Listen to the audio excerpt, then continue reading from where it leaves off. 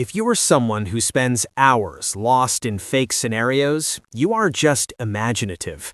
You are using your mind to escape a reality that feels too harsh. But the dreams that comfort you today are costing you your life tomorrow. You know this isn't just a pattern, it's an addiction to escapism.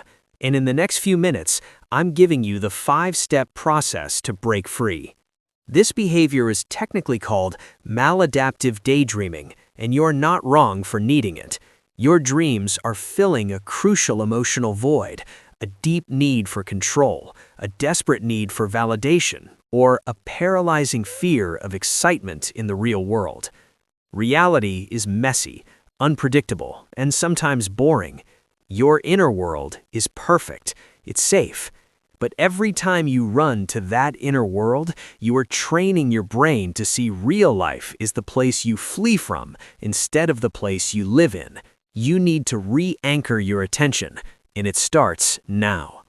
Here is the plan to reconnect with real life, starting today. 1.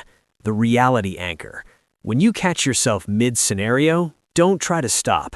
That creates painful resistance. Instead, practice the 5-4-3-2-1 grounding technique. Name 5 things you can see, 4 things you can feel, 3 things you can hear, 2 things you can smell, and 1 thing you can taste.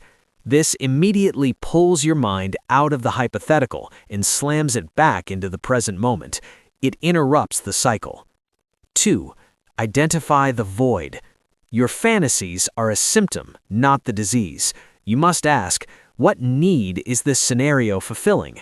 If you're constantly dreaming of being appreciated, you have a validation void. If you're dreaming of a different life, you have a control void.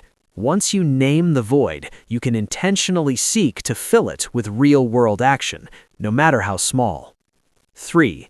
The 5-minute challenge. The biggest obstacle is the overwhelming feeling of change. So for the next 7 days, promise yourself one 5-minute challenge per day, a 5-minute walk, a 5-minute phone call, 5 minutes of deliberate focus on a single non-fantasy task. These 5-minute victories are how you retrain your brain that real life can be rewarding. 4. The trade-off. Every time you feel the urge to escape, you must trade the instant comfort of a daydream for a delayed reward. For instance, your new rule is, I will not start this daydream until I finish that chore or send that difficult email. This trains your brain that action is the prerequisite for mental freedom, not mental avoidance. 5. The dopamine reset.